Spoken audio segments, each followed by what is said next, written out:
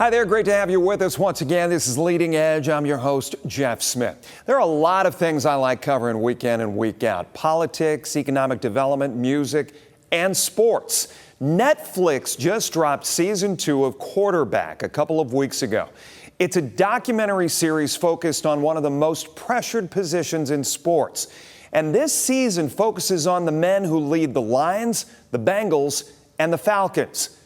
This week, I had the chance to speak with one of the directors of the show who was embedded last season with Joe Burrow and the Cincinnati Bengals.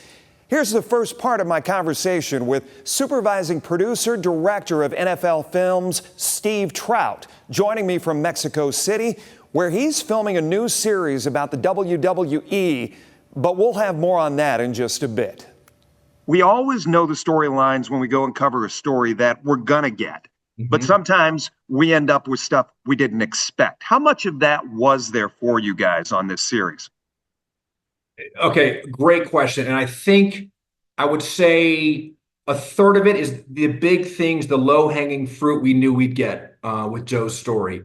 There's an expression that Steve Sable used all the time, so I will rightfully credit him. He says a lot of times what we do in this documentary filmmaking space is like building an airplane in flight. So we have the idea what we want, but we got to follow that flight as it goes. And where it goes, we've got to go, and we've got to be prepared to tell the story at each one of those junctions. Do you go in loosely with a blueprint as far as each episode is concerned? Or as director, are you sitting in the editing room post all of that shooting and thinking, this is how this needs to progress? Yeah, so I'll take the first part. There's no scripting at all whatsoever going into it. The neat part about this show, right now, this world there are some quick turn shows like Hard Knocks on HBO, which airs that week. The model that Netflix has with this, which is I think is a really fantastic one, is we take time at the end of the year, and it airs obviously in the summer after that year. There's a little downtime in the football calendar, so people's appetites are ready for more football. And it allows us to thematically group together some things with these three star characters. So no, there's no scripting whatsoever. And there's a massive, you understand, there's a massive number of people working on the show. I spent the whole year with Joe. There's a director with Goff, and there's a director with Kirk. And this model allows you to kind of weave their stories together and find those overlap moments that make the most sense. What did you find most, I guess, heartwarming about the Joe Burrow character and then the Joe Burrow person? All we can hope for when we do this is to get the real human, Jeff, to make sure we get Joe Burrow, who strips down TV Joe and, radio Joe, and he bought in from day one. And that's what really impressed me, how authentic he is and was for me and for the crews and for this production. He bought in, he trusted us, and that's what made it a great story to tell. He wasn't faking anything. You saw the stuff with the break-in at his house, which is there anything more in privacy invading than that?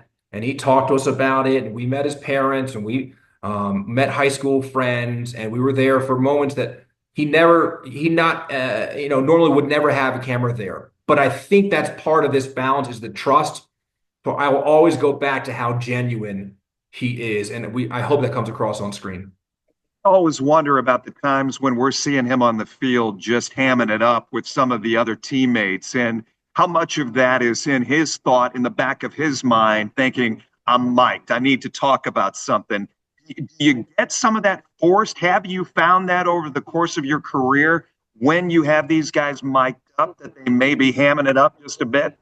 Oh, it's my biggest pet peeve. I know if we wire someone practice in a game and they're walking back to field a punt and practice, all right, okay, I got to have a good day. Come on, that is so fake. You don't do that normally. No, Joe's discussions about fossils or museums he went to, that happens whether we're there or not. Because don't forget, he's not that he forgot. I mean, he might have forgotten mics were on there. They weren't secret.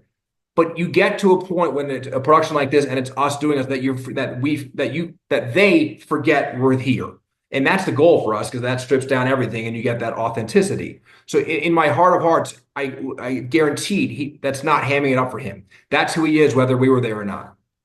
Talk to me about your role as a director of something like this. And I think for my viewers, when they think the word director, you see the big tall chair, action, all that kind of stuff. I think it's probably very different.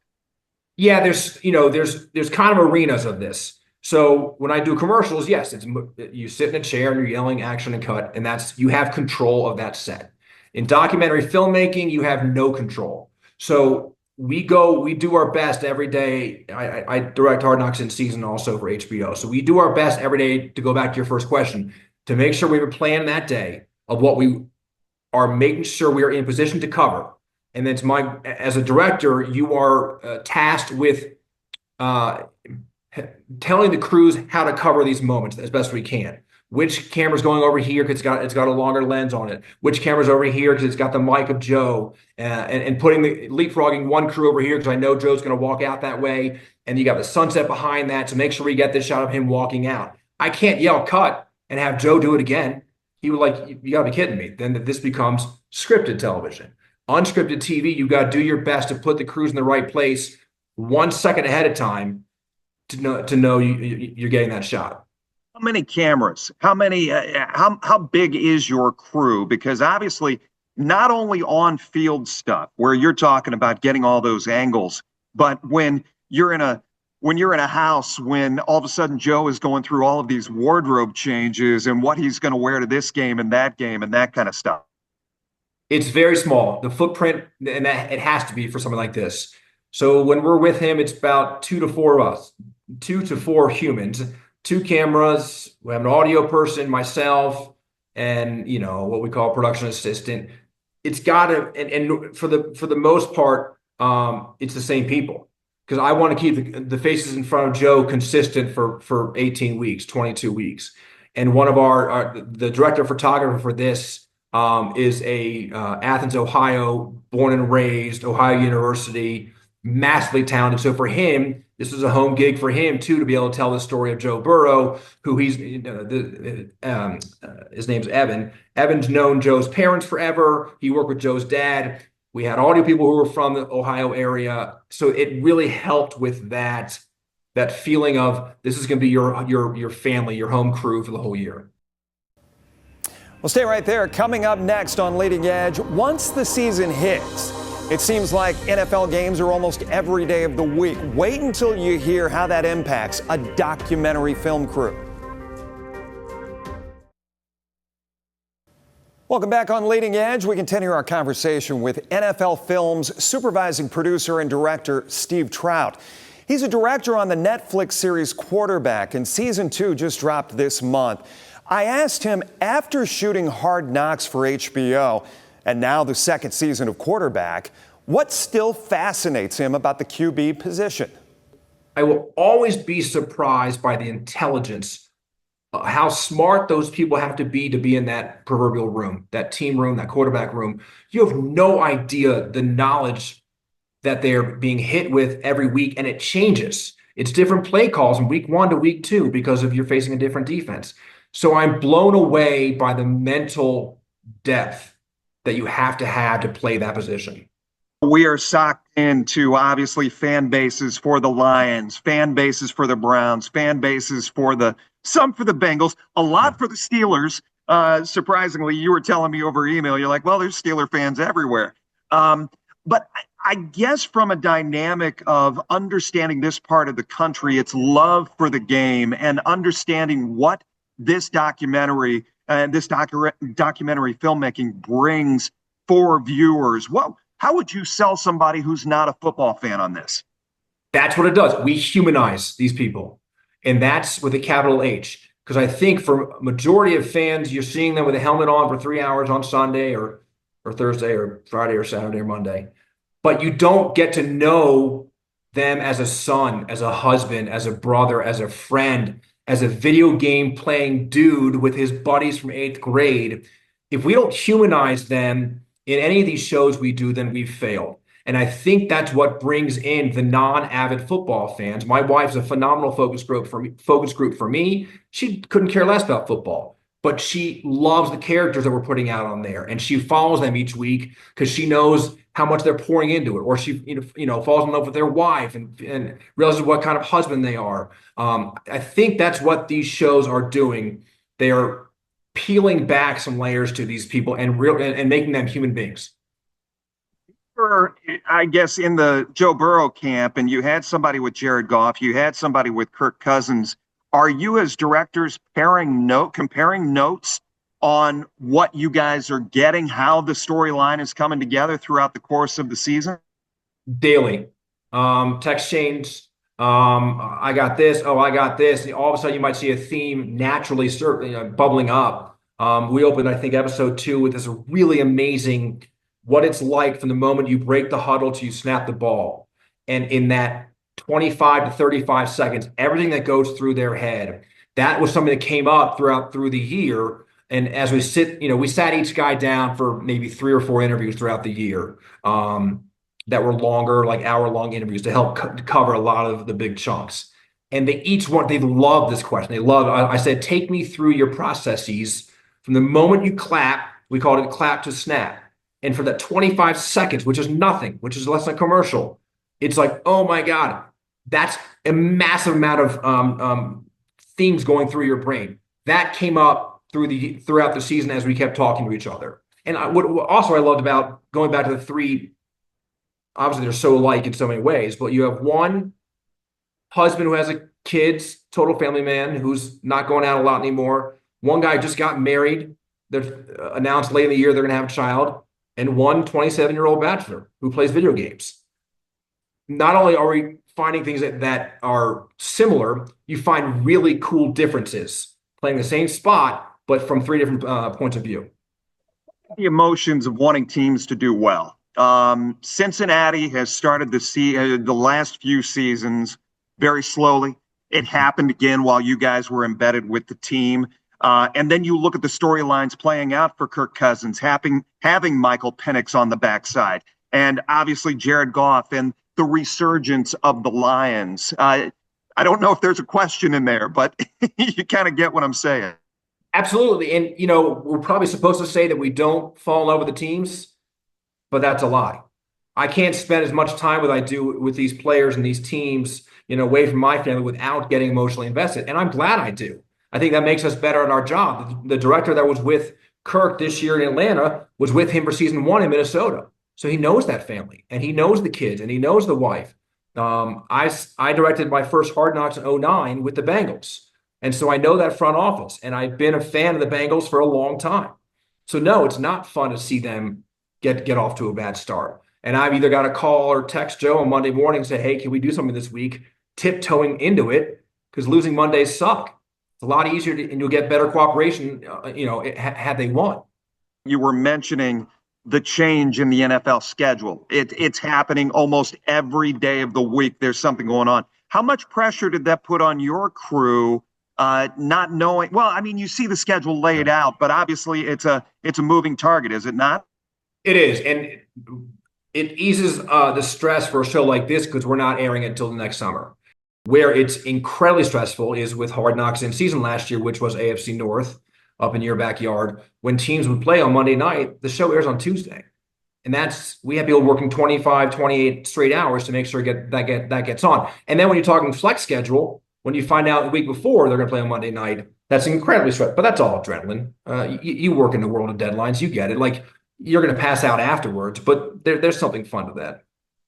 How does this show evolve from a visual standpoint when you guys are looking to be on the cutting edge, if you will, of how the approach of storytelling comes?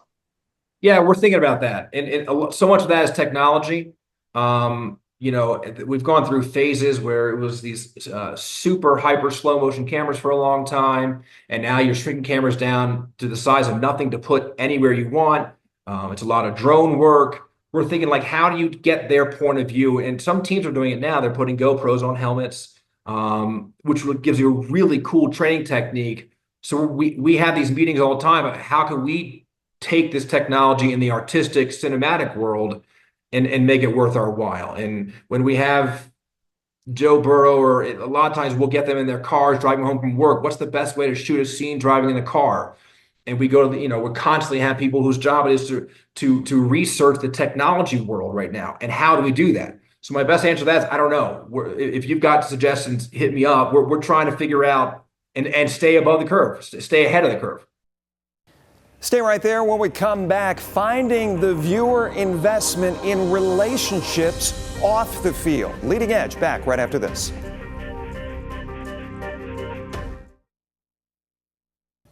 Welcome back here on Leading Edge in our final segment with Steve Trout from NFL Films. How season 2 of Quarterback tries to find the emotion, especially when the games aren't happening. One of the things that really stood out to me, Kirk Cousins' wife going through the emotions of the ups and downs that he was having. Jared Goff's fiance going through the emotions of them starting off, coming off the 0-16 season and trying to get that touchdown. And then Burrow, as you spoke about, not having that significant other right now to speak of. How much of the significant other plays into the storytelling or the emotional drive for even the non-football fan for you guys? Absolutely. I think it's paramount. I think because that you can't make Kirk a cousin without showing his wife. You can't make Jared a cousin. I'll say it again. You can't make Kirk a husband without showing his wife. Same thing with Jared. But there was something neat with Joe. We were able to show him hanging out with his buddies and hanging out alone in his house, studying his playbook. And sometimes you don't need to hit folks over the head so blatantly. If you just show them that here he is alone in this house, okay, they get it. That here's a 27-year-old guy who does not have that part of his life right now. But at the same time, the fact he let us in there and the fact that he talked about the break-in. And you go back to Kirk's wife, we were shooting with him, not me, my coworker, the day after he was benched. I'm sorry. The day after he was benched, he let us in to that intimate moment with telling his wife and the emotion to the kids. 2 years ago, when they lost in the playoffs, we went home with him as he read his kids a bedtime story when his season ended. Or when Jared lost the Commanders, we were right with there. It's just so amazing when you look back. Would you do that? Would you let someone into after a moment of failure like that? That's what makes a show like this special. How much ends up on the cutting room floor? A lot. You have to have such a crazy proportion to make these shows good. I mean, it's probably, I can tell you Hard Knocks, it's about little less than 1% makes air. For every hour of television, it's about 110 hours of film. Quarterback is not far behind that. But we have to do it that way because you got to get the best of the best.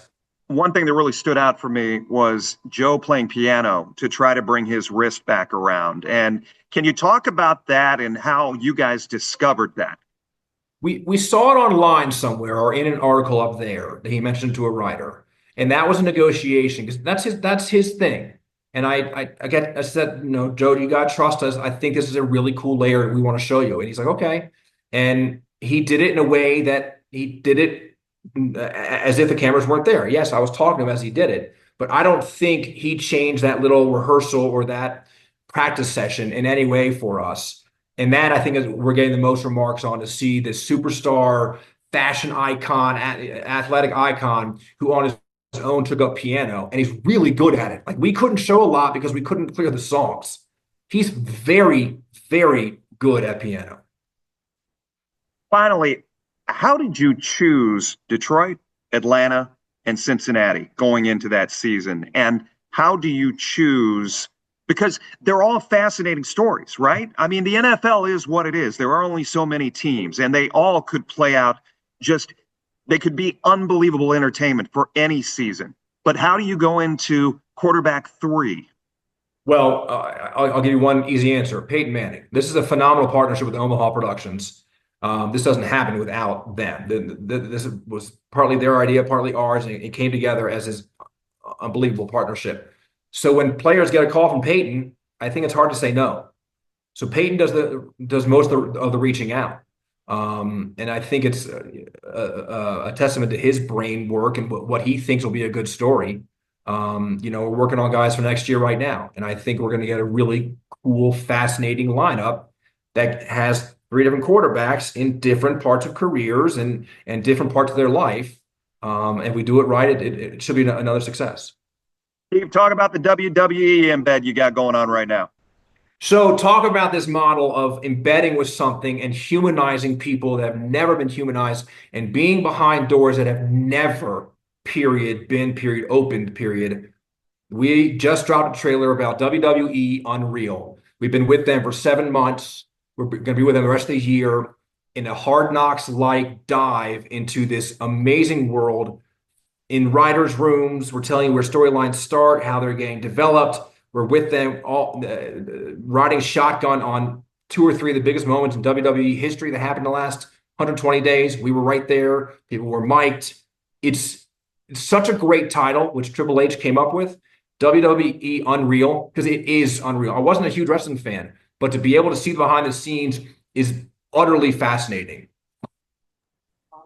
And I'm sure, as you said, going into it, this is something that you're not especially fond of or even knowledgeable of, and now maybe they've made you a fan by the work they're doing.